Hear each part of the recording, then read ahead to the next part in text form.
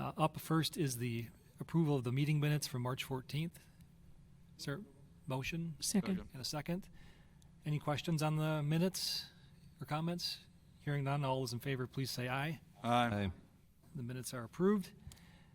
First up, we have ordinances. Ordinance 2023-1646, ordinance amending Chapter 58 of the Mequon Municipal Code, redefining the reimbursement options for sanitary sewer costs. This is the companion item to the water connection policy amendment that was completed last month. That language that was otherwise approved mirrored both what the original ordinance language was and the requested amendment that is before you tonight. It otherwise addresses the three different ways that the the sewer utility could ultimately reimburse for public infrastructure costs, and includes the amended language as recommended last month with respect to the upsizing being defined by the difference in bid cost. So this particular item is just related to the ordinance language itself, but will play into the next item as it relates to the DA itself. Thank you. Any questions or comments on that item? Commissioner Parrish, sorry. Thank you, Mayor. In reviewing this, I'm in agreement with how it's written. My main concern is about no public bidding in instances of a TIF, where the proposed development is in a TIF, because in this case we're talking about public sewer or even water, which is why I probably should have brought it up last month. But that's one of the main we have the TIF because the development wouldn't have been occurred but for the TIF. Oftentimes, of course, it's sewer and water, and so I do have some concern about the optics of a no bid.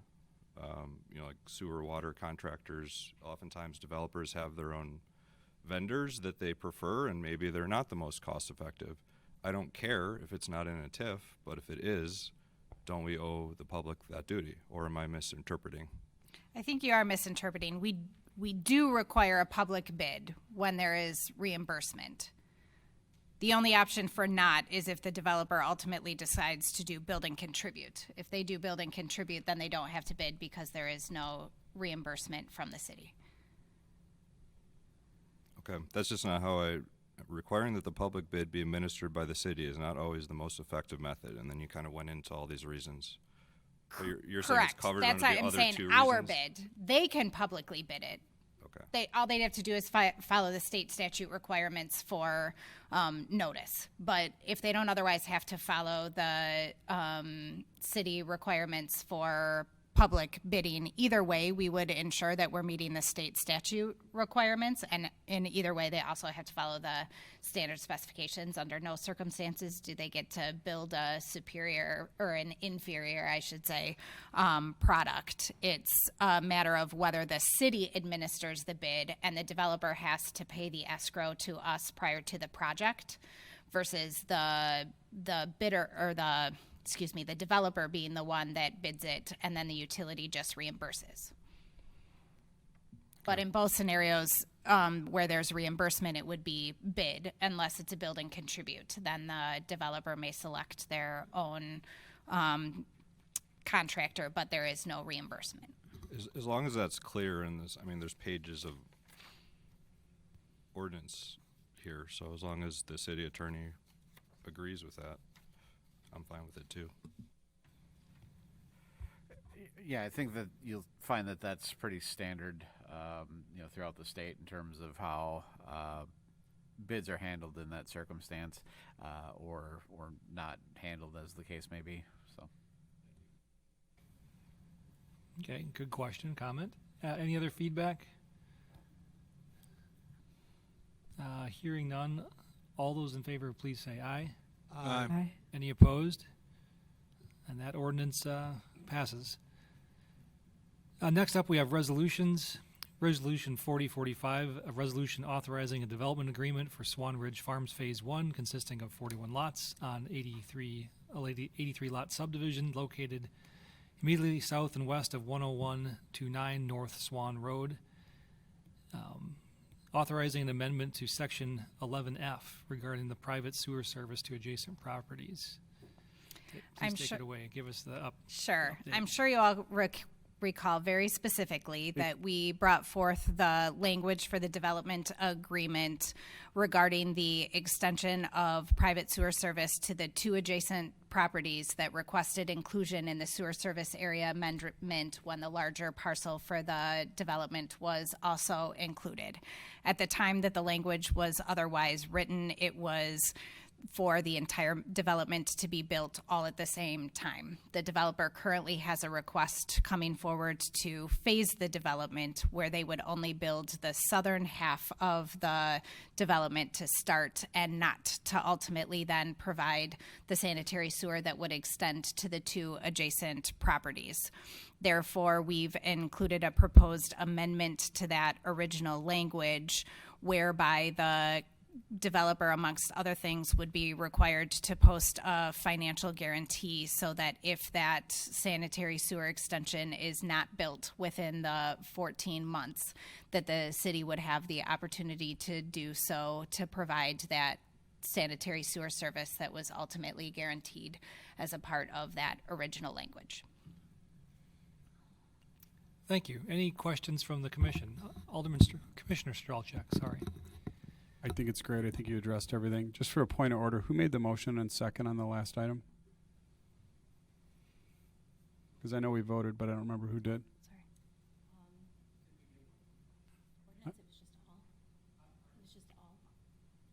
There was no So no motion. motion. So I'd make a motion on the last one if you want to re-vote on it, make it official.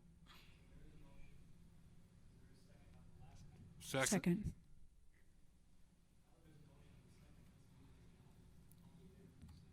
Aye.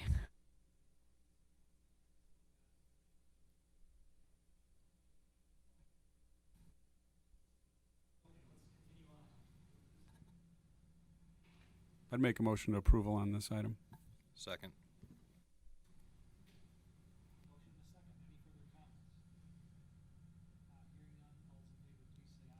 Aye.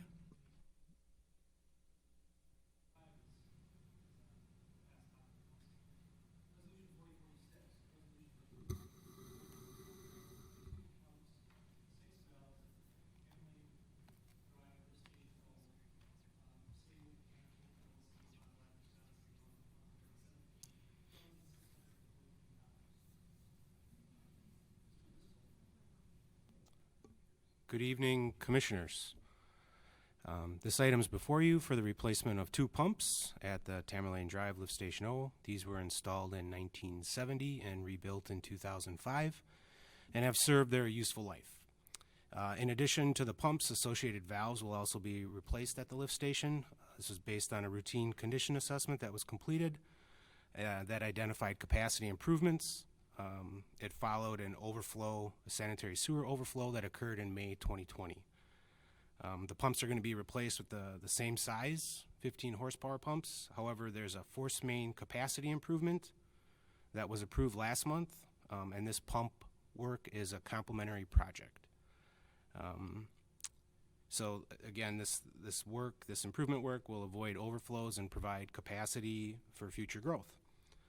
Previously, staff tried to bid force main and pump projects together at the Lift Station B, Parkview Drive. However, staff found it more effective to be stewards of the sewer utility funds and more efficient in awarding contracts based on contractor specialty areas rather than lumping multiple types of work into one contract, such as the mechanical pump installations and heavy site excavation and directional drilling of sewer force mains. So with that, that's the intro.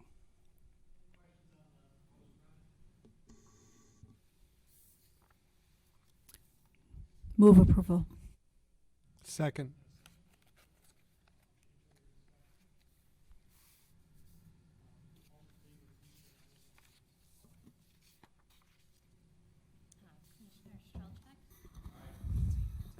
Commissioner Bushy?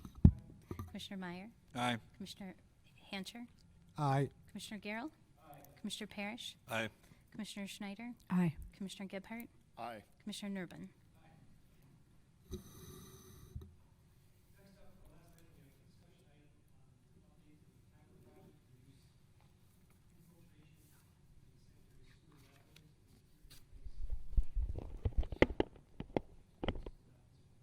Yes, thank you. Yes, this item is before you as an informational item that's intended to provide a summary of sewer lateral work that was completed in the winter of 2017 and 2018 as a pilot project. This sewer lateral work used cured in place pipe. It's also referred to as CIPP, and that was in conjunction with cured in place pipe that was also installed in sewer mains. The goal of this work was to reduce infiltration into the sanitary sewer system. The sewer system flows typically increase and peak during wet weather compared to dry weather. That ratio of dry weather flow to wet weather flow is commonly referred to as a peak factor. So for example, when the river is high after a wet weather event like a rain or snowmelt, where the ground becomes supersaturated, that's when we see the most leaks. The lining work has been successful at reducing infiltration into the sanitary sewer system that collects domestic wastewater. The results of the project have reduced the peak factors from a pre-rehabilitation condition. That ratio was a 6-to-1 or 7-to-1 peak factor, and the post-rehabilitation peak factor is 3-to-1 in the project area. However,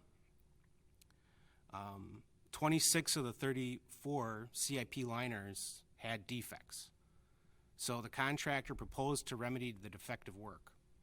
This followed a review and recommendation by a consultant team with expertise in this field.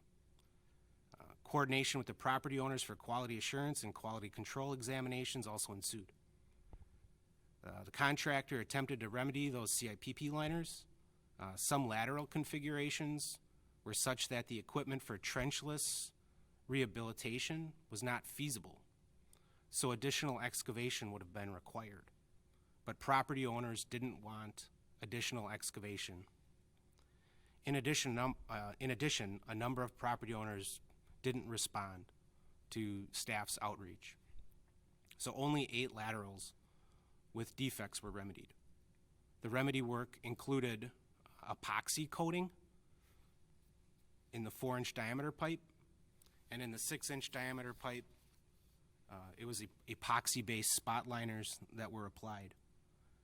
The memo also includes a timeline, and staff anticipates the next steps to be additional outreach with closeout letters that were included in the memo. And then finally, prior to the expiration of the 10-year warranty in 2027, additional monitoring is anticipated with the final round of closed-circuit television exams.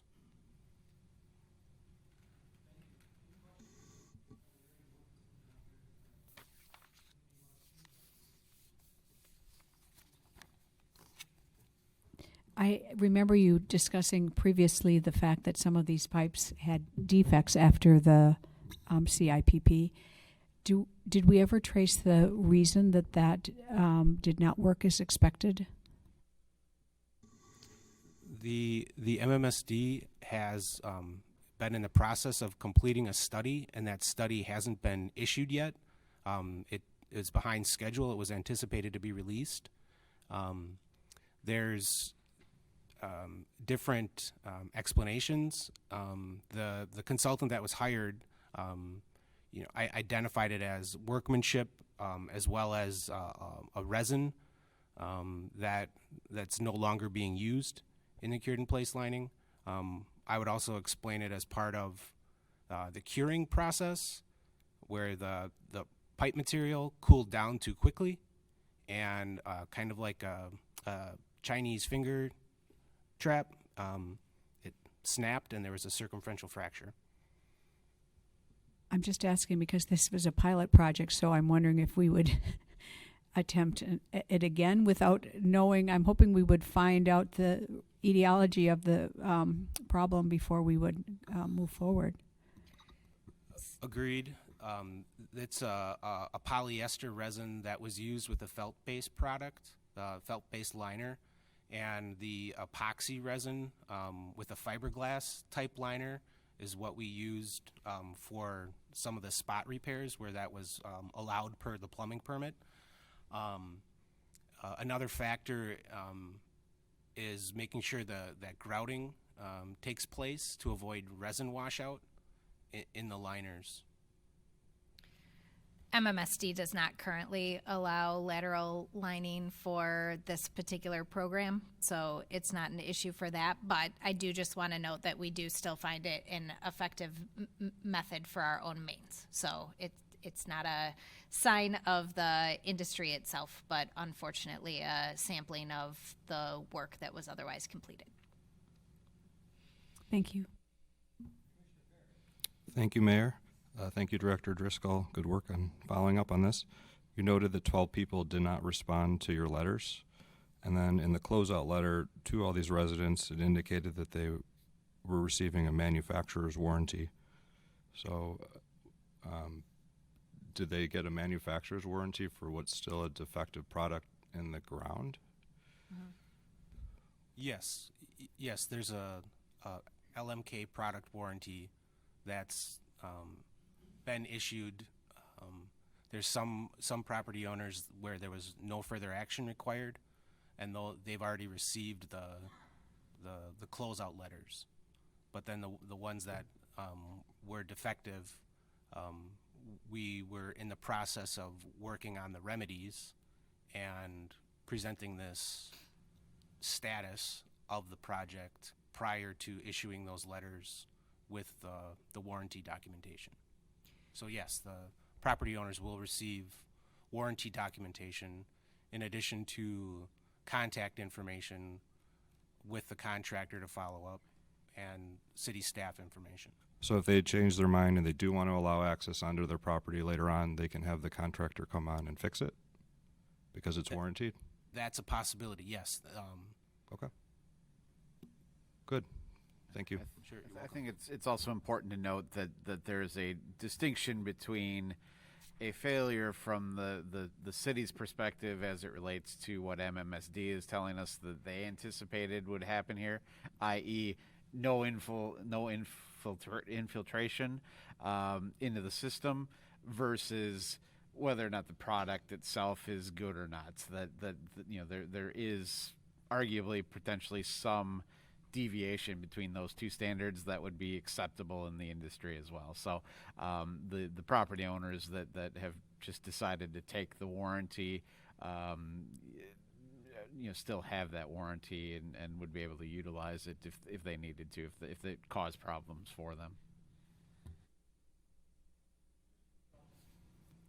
So confirming all properties, whether warranty work was performed or not, will be reviewed prior to the warranty period and given the opportunity to fix anything that still remains and needs to be fixed, not just the ones that have not been remedied already, correct?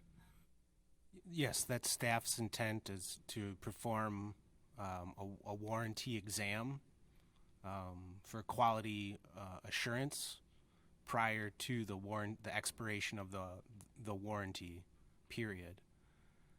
The properties that have been identified as no further action without defect that's been evident up to this point could also be further examined. I would direct you to examine those as well. That would be my hope for what we're doing. We've got product out there where some of it's failed, some of it hasn't failed yet, but there's a known issue with the product that was put in, and I think it reflects well in the city if we re-inspect and double check prior to that warranty period to cover those residents that were willing to do that work and put their neck on the line to help us out. Yeah. Noted and acknowledged, yep.